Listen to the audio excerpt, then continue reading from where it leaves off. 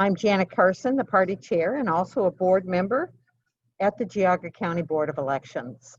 I've been a board member for approximately 9 years, and it's been an enlightening experience.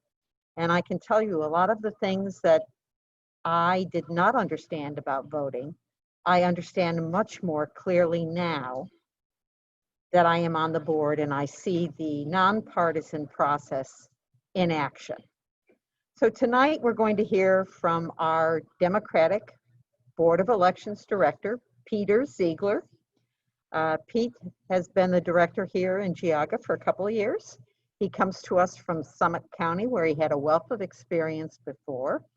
He is an attorney, which is very helpful in interpreting all the directives that we get from the Secretary of State's office and Freedom of Information requests especially. And also with us tonight is Gretchen Bennett. She is the General Elections Counsel for Ohio Democratic Party. She has been associated with the Stacey Abrams Fair Fight Project in voter protection. And I've been working with her for about a year at ODP, and I can say that she's very, very knowledgeable. So if you have questions, enter them into the chat, or you can text them to me, or you can raise your hand. Bran, what will be the procedure if people have a question? Okay, please use the chat on Zoom. I don't believe we have anyone participating just on their cell phone. If we do, there is a way for you to also participate by asking a question. And if anyone here in our Zoom audience wants to ask a question, they can just raise their hand or wave enthusiastically at me and we will call on them. So without further ado, Pete, please give yourself your own introduction and start our program. I am Pete Zeigler. I am a planning director of the Geauga County Board of Elections. I'm proud to serve the people of Geauga County. And as you might have heard, we are getting ready for an election. It's kind of keeping some of us busy. And that's part of why I wanted to be here tonight, to really talk about a bit about the nuts and bolts of this election. There's so much information going on out in the greater world, and it's of varying quality in terms of its accuracy. So I wanted to start by going over the long list of significant policy changes that have happened for this election. Okay, that's it. Yeah, the first thing to remember is the election we're going to have here in Ohio, in most significant ways, is going to be the same kind of election we've had for a decade here in Ohio. This will resemble the elections that we're all used to. There are going to be 3 ways in which every registered voter can choose to participate. And I'm going to dedicate most of my time to discussing those 3 ways and how we administer each of them and what it means for the voters. So start with the 3 ways. We all are familiar with voting at your polling place on election day, November 3rd. All the polling places will be open as normal. You will notice a few changes. In this county, we have adapted the layouts to provide for more distancing. You'll notice that the poll workers will be wearing masks. Some of them will be wearing shields. There will be gloves for poll workers. And for voters, we will have sanitizer, single-use pens, single-use styli. We have taken a lot of extra efforts to make sure voting is as safe as we can make it. But on a fundamental level, you are going to go in there, you're going to be greeted by poll workers, you are going to show your voter ID, and You're going to get the correct ballot, you're going to vote it, and you're going to walk out of there. It's going to be the same type of thing as we all are used to, and I'm proud that we're able to keep an experience that's as close to any other election as we can in these trying times. The other two ways of voting also are the same as we've had in the past. Ohio provides for no-fault absentee voting. There are two ways in which any registered voter can participate in that. There are mail absentee ballots, which you send in an application, and we send you a ballot. We begin mailing those ballots on October 6th, and I will tell you, a lot of people are taking advantage of this, and I fully encourage them to. It's the safest way to vote. To date, we have processed over 20,000 applications for the November 3rd election, and we're sure that count will continue to go up. And every person who votes early, that is a person who doesn't have to be at a polling location on election day and lets it, yes? Yeah, I was just curious. How much higher a number is that than previous elections? Oh, to give some comparison to what the 20,000 we have so far is, that's significantly more just mail absentee ballots than all forms of absentee voting 4 years ago. There were approximately 16,500, I believe. I don't remember the exact number in all forms of absentee voting 4 years ago. So the demand is greatly up, and our staff has been doing a great job of taking advantage of getting the job done so that voters can take advantage of the opportunity to vote by mail.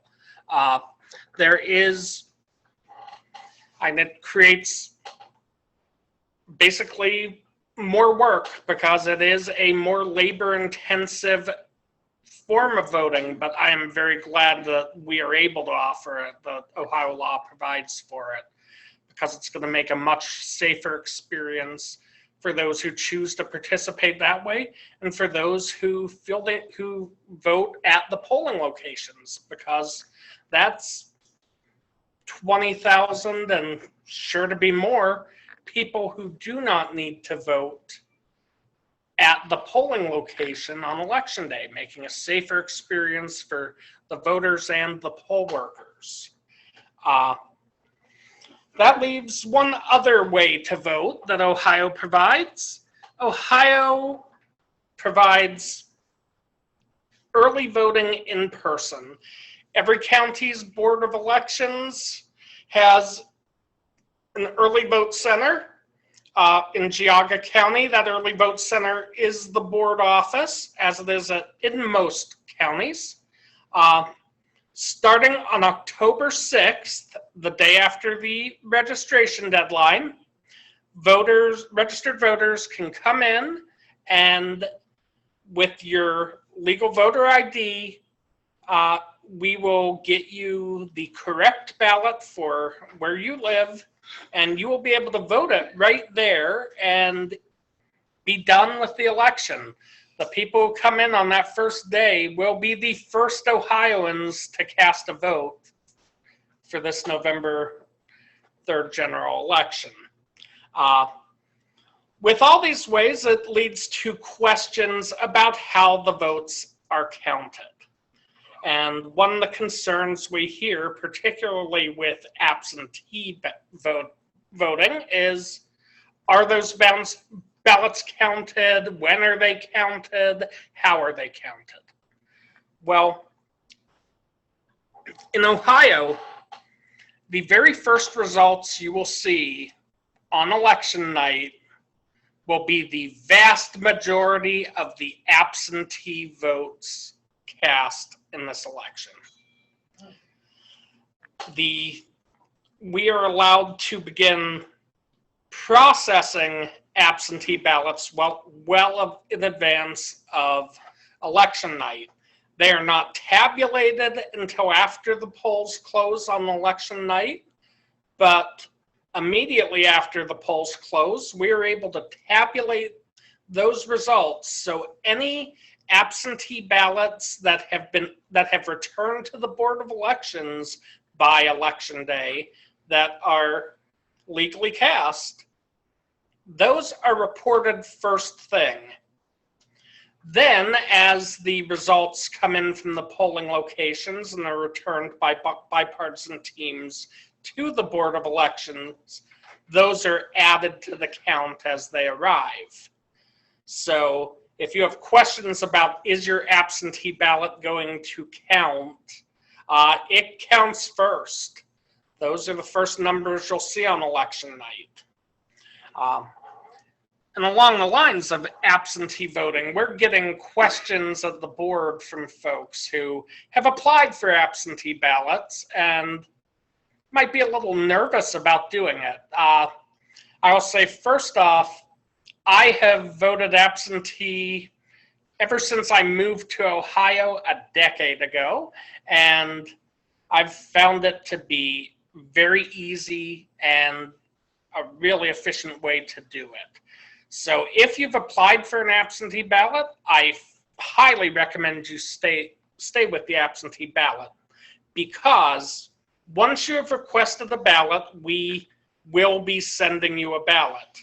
And if you were to decide to vote at the polls instead, you would be voting a provisional ballot, which we would have to verify that the absentee ballot we sent you was not actually voted before we could count that.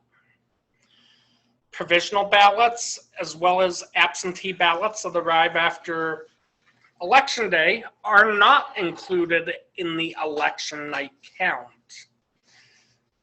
But on election day, that count you see is what we call the unofficial count, because it's not official. The official count isn't determined until the official canvass. Pete, I'm curious if you can speak to, this is interesting, I didn't know that the vast majority of absentee ballots that will start coming in will be already tabulated on election night. Well, they will be tabulated on election night. They will be processed leading into it, but we are not allowed to tabulate the results until the polls close. We are allowed to run the ballots through the machine. We cannot tabulate the results, though. But all of this discussion on the news networks from the Trump administration about absentee ballots shouldn't be counted because they'll come in late after November 6th, that's not true in Ohio. Well, there will be some ballots that come in after. But the vast majority, no. Right. In Ohio, the vast majority arrive by election day. Now you're saying in Ohio, you're not aware of, or is it different? It is different in other states. There are other states that have different deadlines for returning ballots. In Ohio, you have to have the ballot postmarked by the day before election day, and generally most people postmark it well before that. But in other states, as long as your ballot is postmarked by election day, it will be counted if it arrives within a period of time. In Ohio, if your ballot is postmarked by the day before election day and it arrives within 10 days of election day, that ballot will be counted. That will be included in the official canvass. I think people are used to seeing the election night results and thinking those are the results. Those are never the official results. The result may not change from the unofficial tally to the official results, but the vote count always changes between those two. Okay, we have a couple questions here. Do the provisional ballots actually count then? Or just depends on when loser concedes? Oh, no, all provisional ballots that we are able to ascertain are legally cast, which are the vast majority of them, are included in the final count. The final results of the election include all legally cast provisional ballots. Okay, one more. In order to counter Trump's attempts to not recognize the elections, should we be focusing more on in-person early voting rather than mail-in voting? Wouldn't it make sense to have a decision on his presidency election night? Well, in Ohio, if you return your absentee ballot by mail shortly after you get it, or even take a week to decide and get it back to it, we will have your ballot well in advance of election night, and it'll be included in the very first results that come out. And we update the results over the course of election night to reflect the poll ballots as they come in. The absentee vote are the first figures that are posted. Okay, and another one. Can you explain how you ensure the integrity of the counting process? How do I know that someone who is processing my ballot doesn't like my choice and decides to throw my ballot in the trash? Well, that is actually one of the unique benefits of Ohio's election administration system. Many states' election administration can be somewhat partisan. In Ohio, it is by law bipartisan. Anytime that a ballot is being dealt with at the Board of Elections, there must be a Democrat and a Republican present at every step of the process, including now when we're stuffing envelopes with ballots. I, as the director of the Board of Elections, I am not allowed to walk the hall to take a ballot to someone without having a Republican with me. We are that serious about this. The public areas of the Board of Elections are covered by a camera as well, but everything we do at the Board of Elections is a bipartisan process. So we take integrity unbelievably seriously.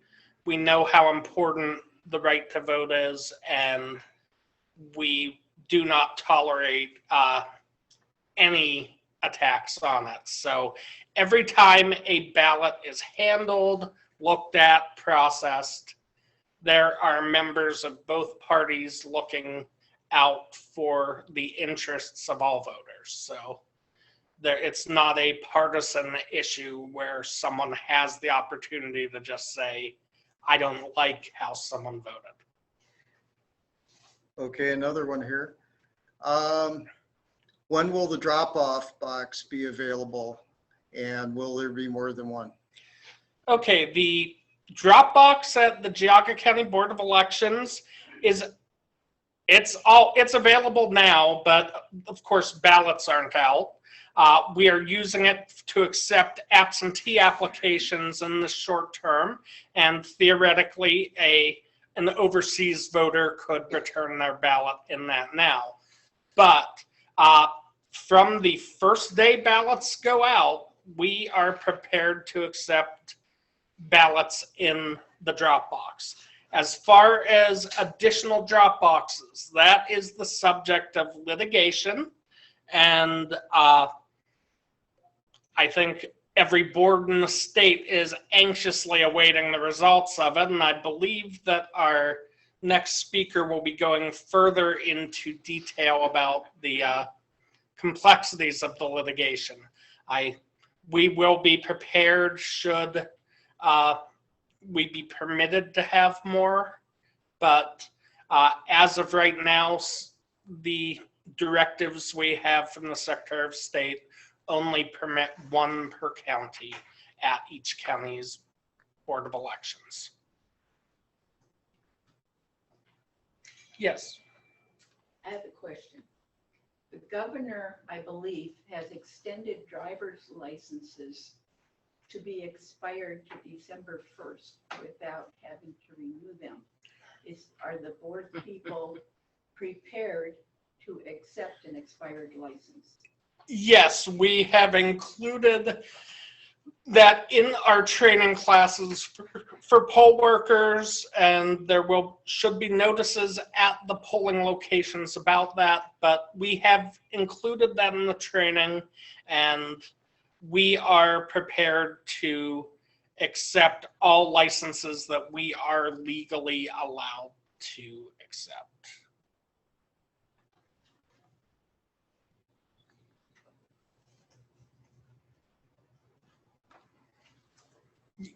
Yes. Peter, why don't we have more in-person early voting stations?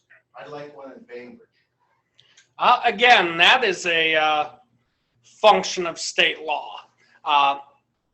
The state only permits one per county, same as with the drop boxes as of now.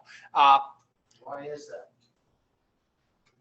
Well, I would have to ask the legislature, and most of the legislators tend not to answer my phone calls, but and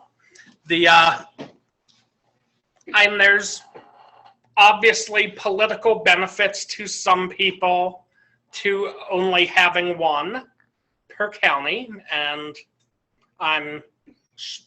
maybe that calculus has entered into the decision making on that issue.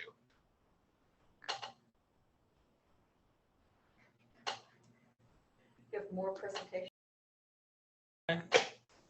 No, that's it? Yeah.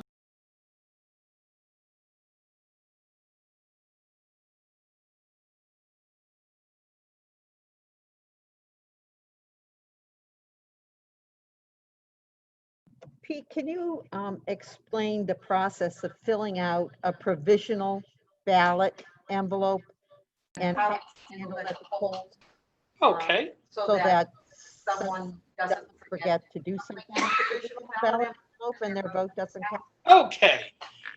Well, first of all, provisional ballots are a very important part of voting in Ohio and nationwide. They allow folks who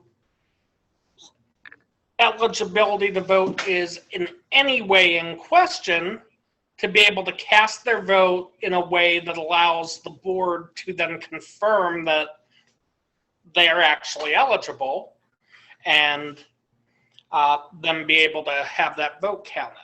A provisional ballot is the same in substance as a regular ballot, but the way that we process it is different. When you vote a provisional ballot, you don't just put it into the voting scanner to tabulate. You vote it, then you put it into a provisional ballot envelope. With that provisional envelope, it is very important that voters complete it completely. There are a number of fields that we need in there. Everything from name, address, birth date, an identifier, whether the last 4 digits of your social security number or your driver's license number, and especially your signature. We need all that because that allows us to go and then verify that you're either registered in Geauga and for some reason you don't show up in the poll book, or you're registered legally somewhere else in the state of Ohio and you just didn't update your address on the move, or if you didn't bring proper ID to the voting location and you provide the last 4 digits of your social security number on the provisional envelope, we can go ahead and we can verify that so that your vote will then be counted. Or if you've received a provision or an absentee ballot, we can make sure that we did not receive an absentee ballot back from you and then count your provisional ballot.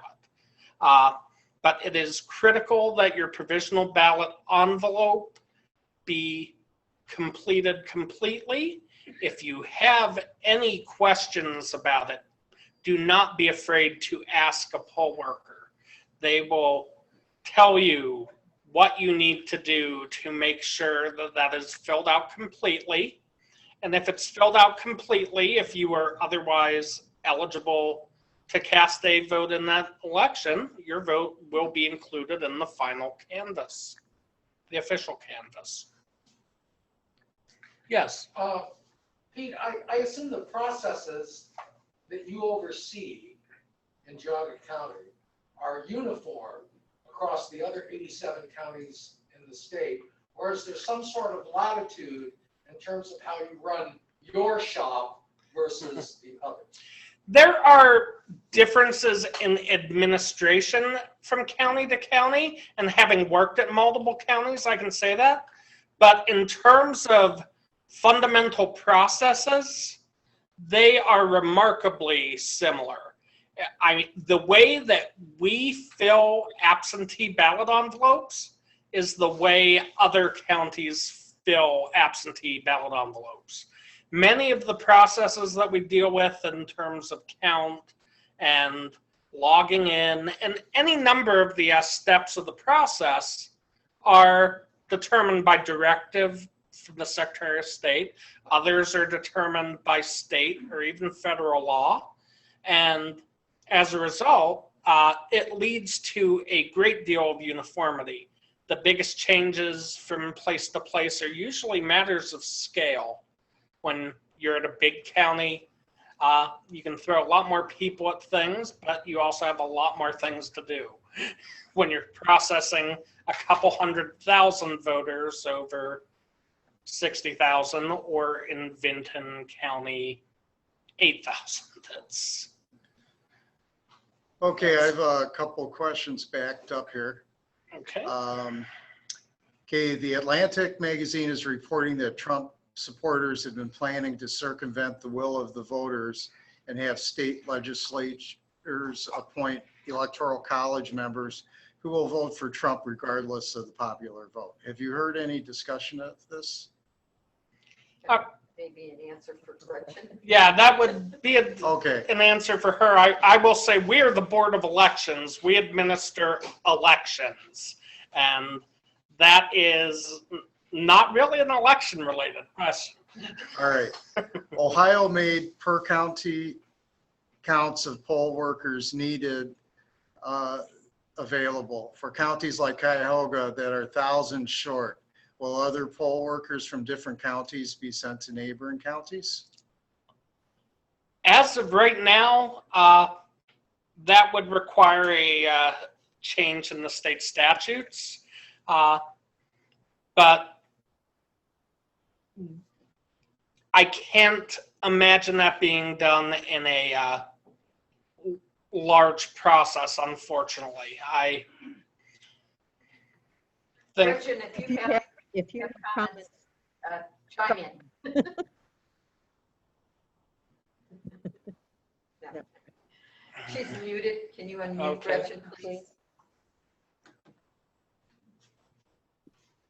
Okay, There you go. the international symbol for now for I muted. Okay. I don't believe that there's any chance that the legislature would come back into session to allow poll workers, precinct election officials, to work in different counties. I will. Some of you may have heard about what happened at the Cuyahoga Board of Elections, where they someone apparently inadvertently, we don't have the details yet, sent an email to all of the people who had applied to be poll workers saying that they didn't need them. And so that just happened. We're sort of waiting, we're waiting to figure out how bad the fallout from that will be. But I can tell you that there are a lot of people working to get large employers and government employers to give people a paid day off so that they can work at the polls. We're going to try very, very hard to make sure that there are enough poll workers to keep all of the polling locations open. It's one of the things that I encourage people to do every time I speak at an event, which I do pretty frequently. And we just found out, I don't think this has been announced publicly yet, but OSU is the latest organization to say that they will give all of their employees a paid day off. The Cavs are doing it, which hopefully will get a lot of attention and encourage other people to follow suit. I think Nationwide is doing it. And also Cuyahoga County is going to do it. I think Franklin County is doing it in places, the bigger places where they're having more trouble getting poll workers. We're really concentrating on trying to make those kinds of public-private partnerships so that we can keep all of those polling locations open.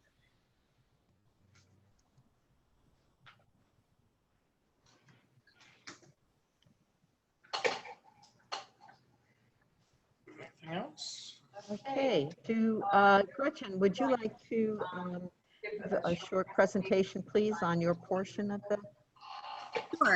Sure. And thanks so much for having me. And also, you guys are so knowledgeable and so engaged. This is so great. These questions are so smart and so informed. It is not true everywhere that I am, and it's very, very impressive and gives me a lot of faith.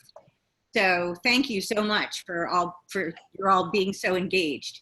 So I was going to talk a little bit about the litigation that we've had going on. Some of you may have seen some of it in the papers. There are two main suits that ODP has had. We won both of them in the Court of Common Pleas in Franklin County. They are both being appealed this week. Arguments in one were today, and arguments in the other one are tomorrow. So the first case was a case where we argued that ballot applications, which specifically in the statute, it says that they do not have to be made in any particular manner. And so, the example that we were always giving is as long as you have all the information that you need to give, you can write that on a cocktail napkin. That was sort of the joke. But as long as it very specifically says, as long as you include all this information, it doesn't matter what form it's in. And so we waited because Secretary of State LaRose said repeatedly that he wanted online ballot applications. And so he said that he lacked the authority, but it specifically says that it doesn't matter. And so we went to court and said, you should be able to fill out your application or write it on a piece of paper or, any way you want to do it, take a picture of it with your phone and email it to the Board of Elections. This is the kind of thing that obviously would be easier if the Secretary of State had set up an online portal, and also obviously would be easier if we weren't fighting about it now as we get closer to the election. But we won that case in court, and the Frank LaRose is appealing. The Ohio Republican Party also intervened, and so they are also fighting this ruling. And so we'll see how that comes out. I think realistically, by the time we make this through, I think that it's likely to, it's in the Intermediate Court of Appeals, the middle court now. There's still a Supreme Court for it to go to. Realistically, do I think this is going to happen in time for this to be something, even if we won, for this to be something that a lot of people were able to do and that boards were able to set up in time? I don't know if I think so, But it's important that these laws are challenged because, candidly, Frank LaRose has said publicly forever that he would really like to do this. He just doesn't have the power. And so we went to court to say, yes, you do have the authority, and stop telling people that you don't. If you really want to do these things, you can do them for the voters of Ohio. And so I think it's an important win for that reason. I think that there are a lot of things that this Secretary of State has the statutory ability to do, that he says that he wants to do.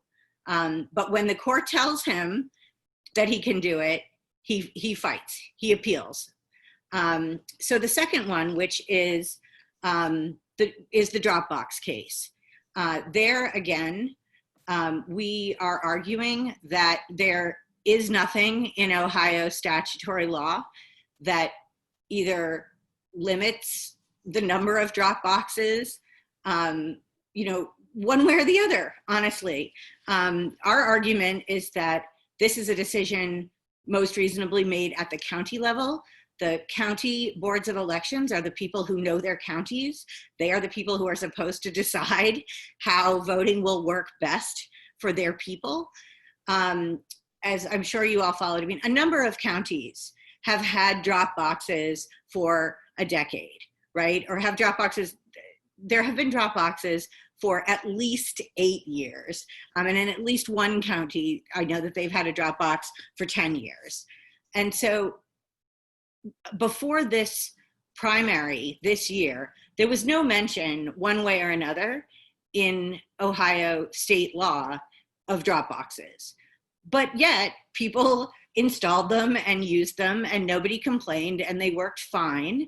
The great advantage to that, of course, especially in a COVID environment, is that they're available to voters 24/7. And so you can help alleviate a lot of the contact that people are worried about, but also the traffic and all of the other problems that come with, people needing to vote in person or either for early voting in the one location or on election day. So we started by having conversations. The drop boxes, the legislature, as I'm sure you know, as part of their COVID package, when they rescheduled the primary and made it an entirely, basically, mail-in primary, they ordered that every county should have a drop box. And what they said was that it had to be secure, that it had to be outside of the BOE and monitored by a camera 24/7. Every county except for Erie, I believe, interpreted outside of the BOE to be outside, where it could be, where it was accessible to voters 24/7. They proved incredibly popular. There was in several of the larger counties, the traffic was backed up for miles in both directions. In states that have them, that have had them for years and that use them regularly, they are the most popular way for people to return their ballots. In states that use an all-mail system, upwards of 70% of the people use drop boxes. And so we started having conversations about drop boxes, or trying to have conversations about drop boxes. We had conversations with the boards of elections who were largely supportive of the idea. We had conversations with Frank LaRose. A lot of people had conversations with Frank LaRose. He repeatedly said that he supported the idea of additional drop boxes, but did not believe that he had the authority to authorize them. Early on, he actually said that he wasn't going to authorize them, but he also wasn't going to make a big fuss if some counties installed additional drop boxes. As we move forward, I don't know how many of you might have saw the ProPublica article that came out today. There's a lot more to this story. We're finding out as we go along.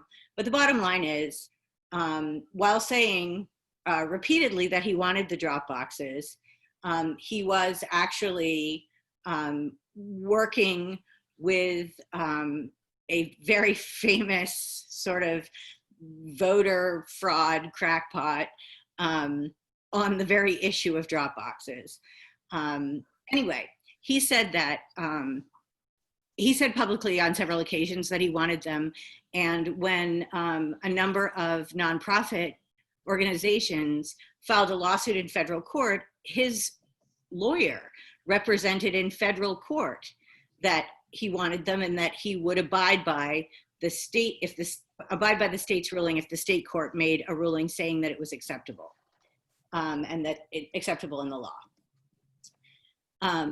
His contention the entire time was that all he needed was a legal opinion on which he could rely so that he could authorize these drop boxes.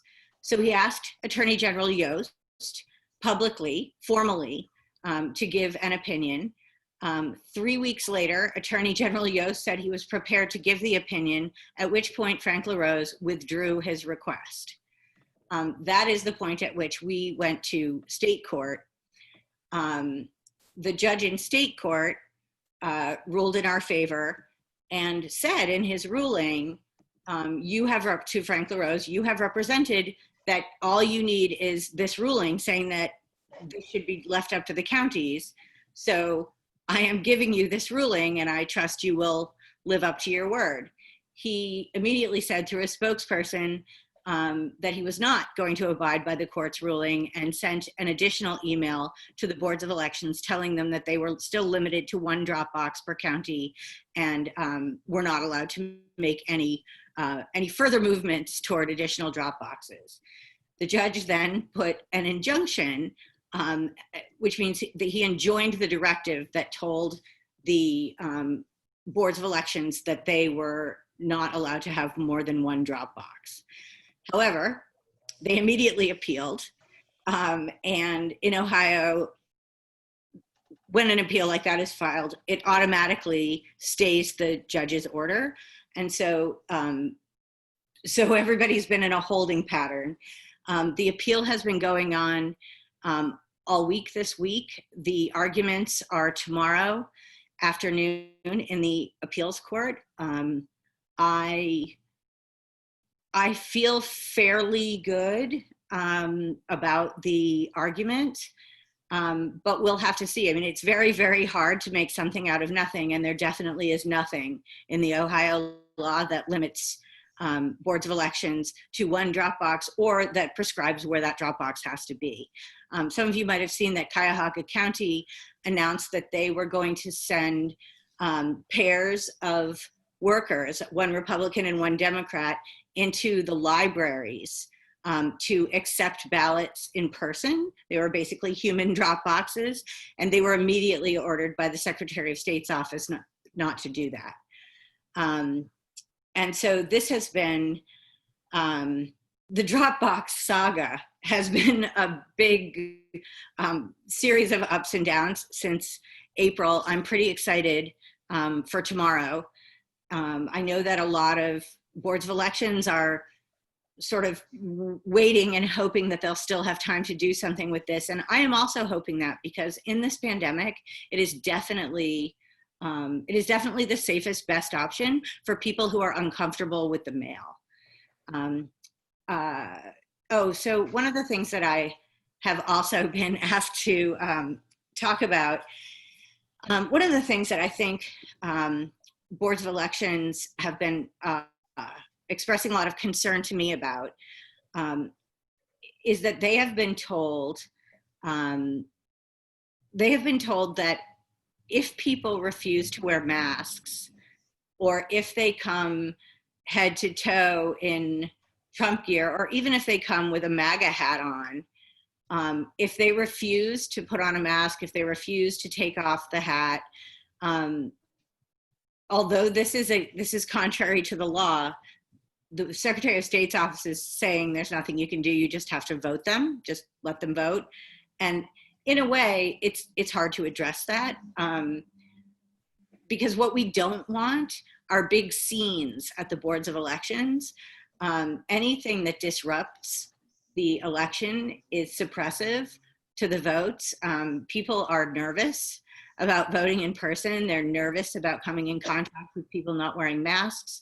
And they're nervous about all this talk that Trump's been doing about his army of election monitors and how he's been, recruiting all of these law enforcement and military people and telling them that Democrats are stealing the election.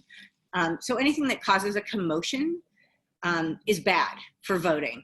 It's a very difficult, it's a difficult situation, and boards of elections are doing a really good job navigating it. I worry a little bit that this is the kind of thing that will also make people nervous about being poll workers. So, we are providing, we being ODP, are providing masks and hand sanitizer to everyone that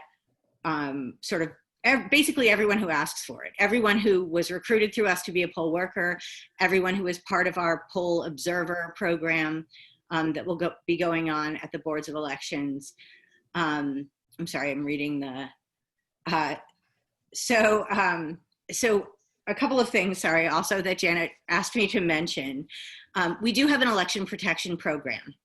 When I first came here, I came here because Fair Fight, Stacey Abrams' group, gave me the money, basically gave the money to the Ohio Democratic Party to create a voter protection department, almost a full year before the election, which is an incredible advantage because it allowed me to be here on the ground to fight legislation, to try to start these conversations about drop boxes. I ultimately was able to hire, thanks to Stacey Abrams and ODP, a 4-person team. That team has now moved, has now added, they now have 6 people, and they are now part of the coordinated campaign. So they are running the poll observer program for all of the Democrats on the ballot, and also the voter protection hotline, which I can put the number in the chat, but it's 844-OH-I-VOTE. So I'll put it 844 and OH-I-VOTE.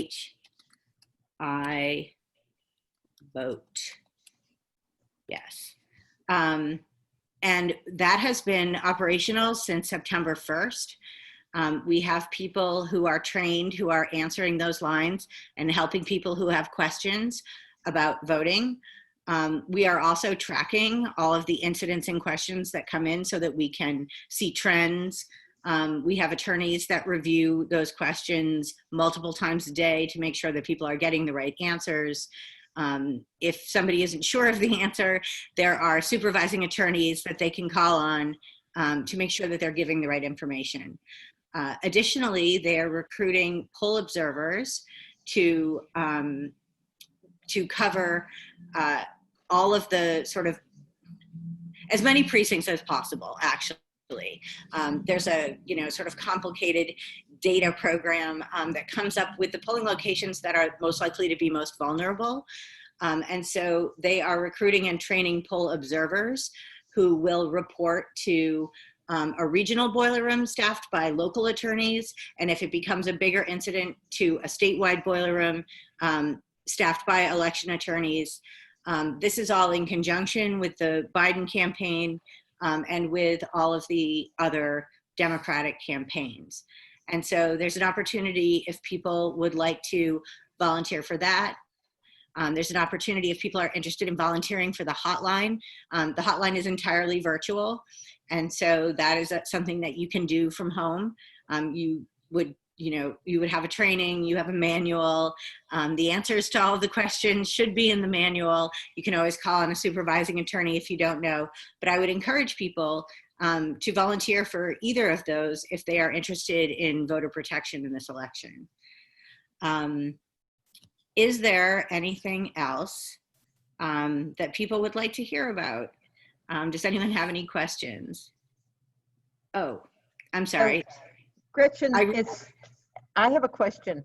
So what happens if I'm in line to vote on election day and the person in front of me doesn't have a mask and is shouting and creating a disturbance, Oh, election marshals can be called, or police authorities. I mean, I don't want to be exposed by his ignorance.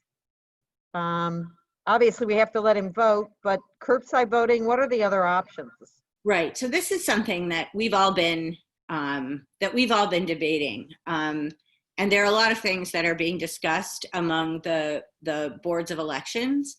If somebody is creating a disturbance, then they certainly can be removed.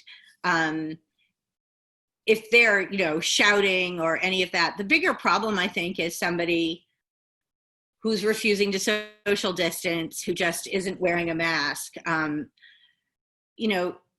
At the end of the day, the precinct election officials, the poll workers, have the sort of final say over that. But hopefully there would be a poll observer in that location if there was a problem like that, and they would be reporting it immediately to the attorneys, and the attorneys would be contacting the Board of Elections, so that they can contact the precinct election officials there if they're not aware of the problem. And, in an extreme situation, they could contact the sheriff or law enforcement to remove the person. And that's something, it can be very difficult because it's obviously a fundamental right. But in Florida in 2018, we had a number of these instances, and we had situations where people just came and parked trucks outside the 100-foot. There's a 100-foot sort of safe zone that nobody is supposed to be inside of unless they are in line to vote. Nobody is supposed to wear campaign gear there. You're not supposed to talk to voters about who they're voting for. We had people who parked in pickup trucks just outside that 100-foot marker.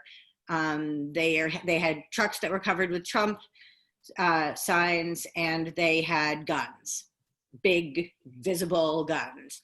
The guns are legal. We ultimately were able to get rid of them with a loitering statute. And so this is why it's important to have lawyers who get noticed immediately so that they can start figuring out what is the best way to handle this situation. What is the statute that we can use to stop this disturbance and allow voting to resume in a safe and orderly manner. Somebody earlier was talking about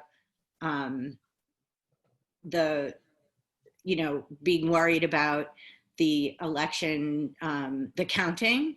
And I thought that the answer was perfect. And it is, of course, in Ohio, they take this very seriously. All of the boards do, about having a Democrat and a Republican sort of together at all times. I can also say that there are going to be lawyers observing a lot of the process.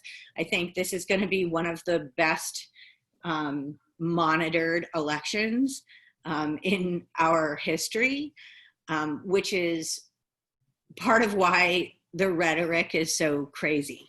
I mean, the rhetoric is don't believe the hype. They may well send people to cause disturbances, but there is no problem with the mail-in ballots. All of this is safe and well run, and all of these boards of elections are people who take their jobs really seriously and work really hard.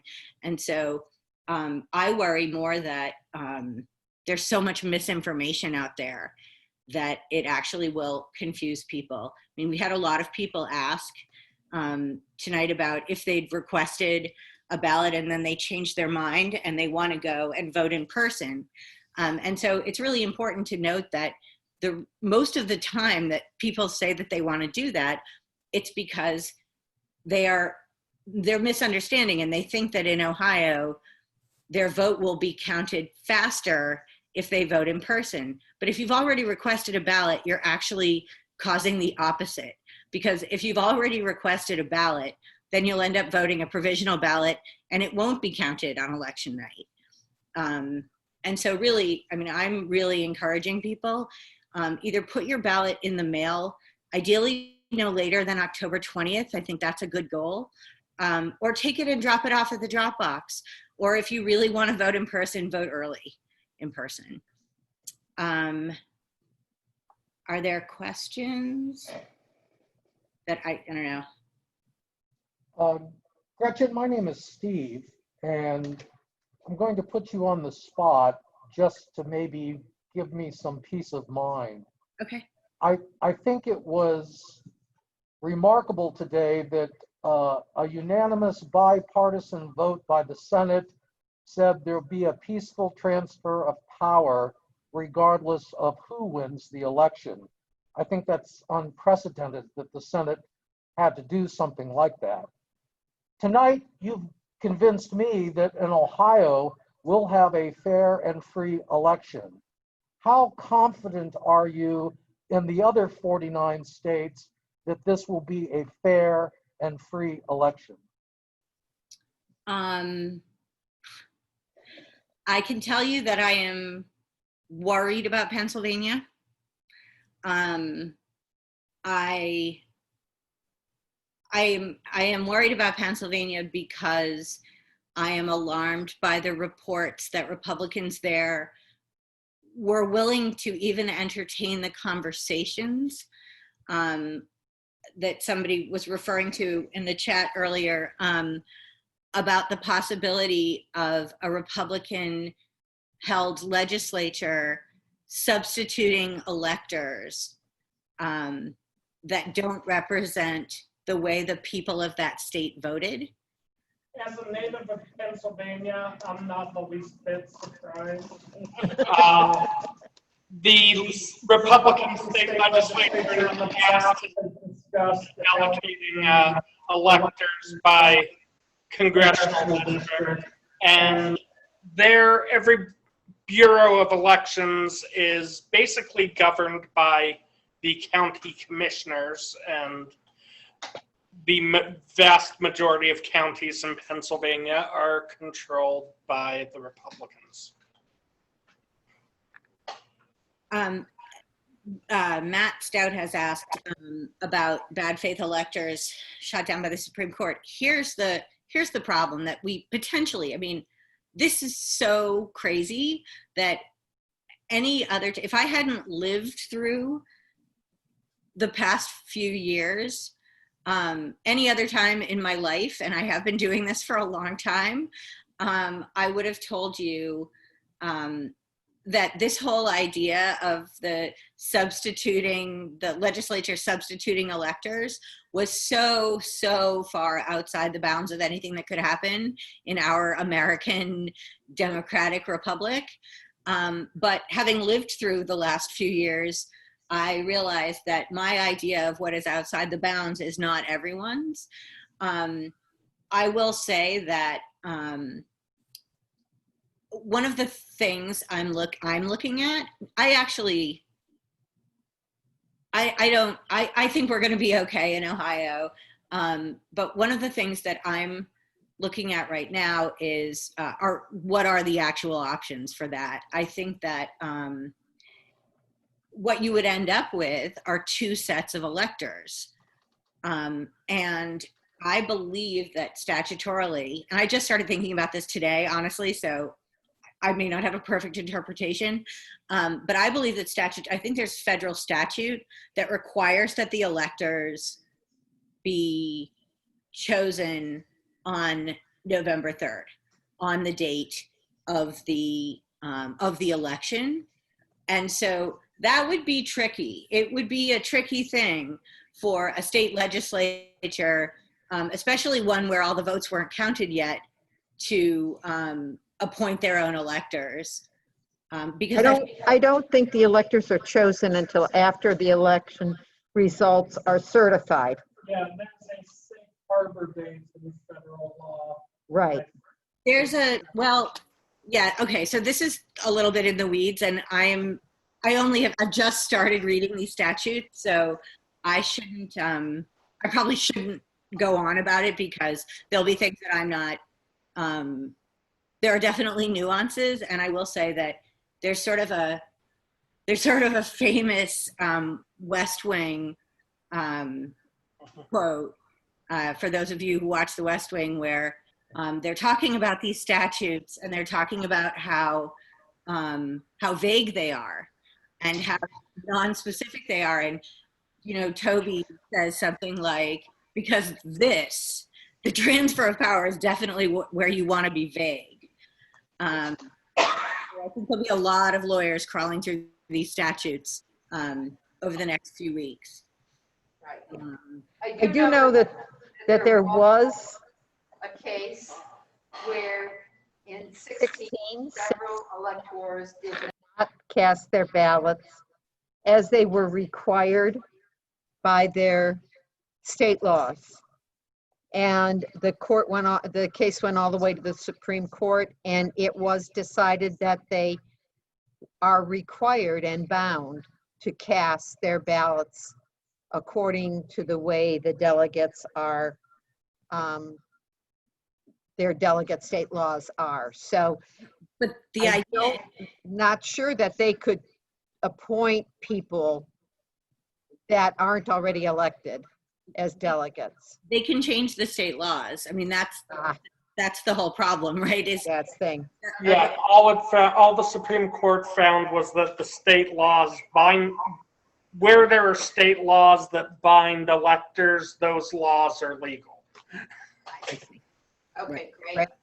And so this is why they're looking at states where there are. The biggest thing is that we should try to make sure we have an overwhelming turnout and early. Yes. Someone asked a question earlier about, is it better to wait and vote on election day or to put your ballot in early? From my way of thinking, it is much better to get your absentee ballot or vote early in person, so that those votes are the first ones that are tabulated at 7:35. Mhm. And those results are part of the unofficial canvass and the unofficial certification on election night.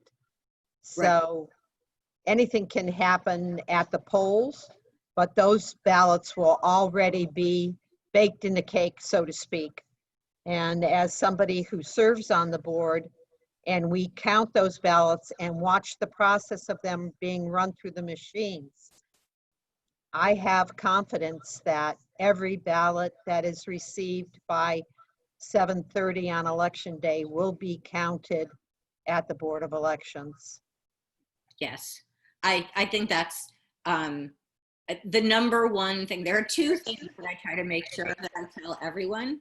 That is one. One is that in Ohio, all of the ballots that are cast before election day are counted first. Right.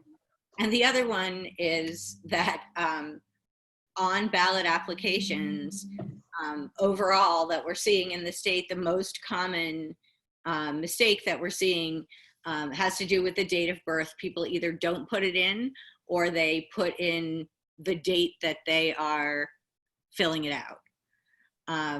And so I highlight that. I tell people don't forget to sign it. But I think the number one thing that there's a huge misunderstanding about, because it is different in different states and there's so much noise online, is that those ballots are counted first, and that it's, in this case, voting absentee is actually the way to make sure that we have a decision sooner. And we're not in the situation that the Republicans are predicting and which they are preparing to litigate, which is where the election drags on because there are so many ballots still to be counted. I don't know how scientific, but don't they say that 3 out of 4 absentee ballots or early voting tend to be Democrats? So truthfully, historically, it's been about even. However, definitely in this particular election, it does look like we are seeing a much higher number of Democrats requesting ballots by mail. And that's true across the country.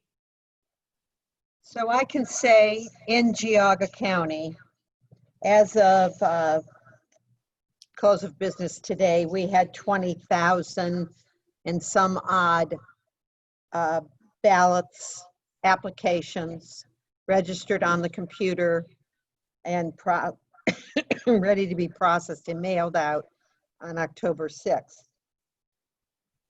There were 8,809 nonpartisan ballots. Excuse me, 6,066 Republican ballots, requests these are, and 5,128 Democratic ballot request applications. In the primary in March, we had 23,391 people vote in the primary, and only 7,627 of them took Democratic ballots.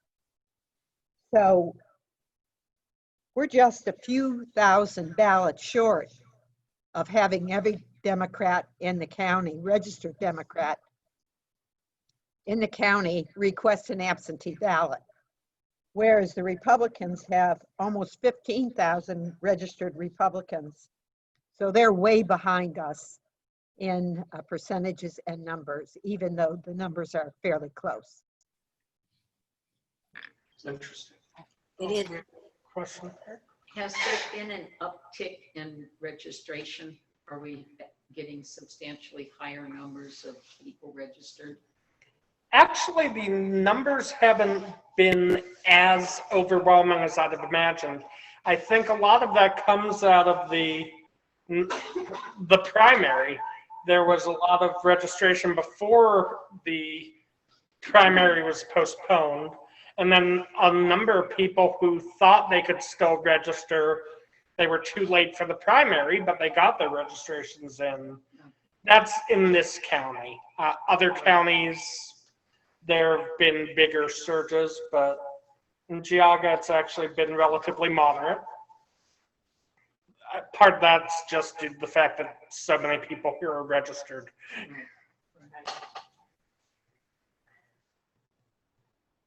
Yeah. I also had the question, I'm a little unclear, is Ohio an open carry state, and can somebody come into the voting place with a gun out? I mean, do you Yes and no. Yes and no. Good. Yes, it's an open carry state. I can walk down the street with my AR-15 if I want to. You can't bring it into a voting location. How's that enforced? Is that an actual law? We expect our poll workers to take out gun-wielding malefactors. Shoot first, ask questions later. Well, that is the reason why we have so many marshals and sheriff's deputies stationed at polling locations. It would be very easy to have a police officer at a polling location in Geauga County within 3 or 4 minutes. So anyone that would have any concern, the poll workers are instructed to call immediately, and we have a terrific response. So I think that it shouldn't be a huge concern, but it is something that is addressed in training.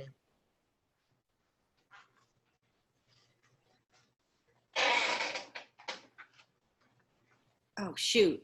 Sorry. I realized that I apologize. When I initially typed my, the hotline number, and I accidentally sent it only to Janet because I didn't notice that we were on a private, private chat instead of everyone. And then when I retyped it, I seem to have typoed it. It's 844, not 877. I wish that I could erase that. It's 844 OH I vote. Sorry. I've been on Zoom since 7 a.m. I really apologize. We understand. You got it. 844. OHI vote. Yes. Perfect. And Gretchen, is it too late To apply to be a poll observer? No, it is definitely not. It is definitely not too late. And actually, here, I can give you a couple of, you could call the hotline and say that you want to do it. You can text, wait a minute, here, I'll put this in the chat too. Text Ohio, they don't seem to be so good at that, to 79229. Or I have another one, okay. Or you can specifically, this is a Biden campaign, but it is all link, but it is all one, program. So any of these should get you to somebody who can fill you in and plug you in the place that you would like to be plugged in, be it hotline, be it poll observer, or any other volunteer position. And there are lots of them and lots of, I think this is right, as Ohio goes. I definitely need glasses and I'm definitely pretending I don't. Okay, so any of those ways should get you to someone who can help you get plugged in. Thank you. Closing remarks, Pete. Well, I hope we've answered all your questions, and I really hope that you all get out and vote early. I'll leave off the vote often part of it. And Gretchen. Yes, my closing remarks are really,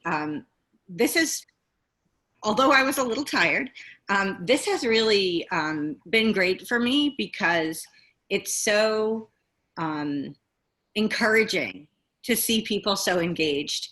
It really, I've been doing this now a lot of hours a day, a lot of days a week for a lot of months now, and we're coming into the home stretch. And so this is very invigorating for me, honestly.